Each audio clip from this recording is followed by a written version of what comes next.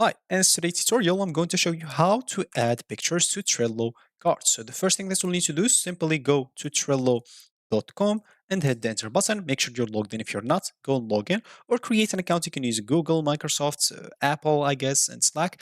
If you have one of those accounts, so you don't go get through all the boring steps of creating your account. So, of course, if you don't have a workspace, go and create one. And if you don't have any board, go and create one as well.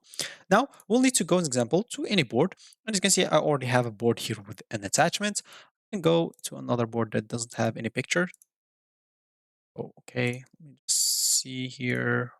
Okay, this one. For example, I'm just going to create here a list as example, and I'm just going to name it tests. And of course, add a card. Here, I'm just going to name it like hi, or I don't know, do this. Why not? Click on add a card.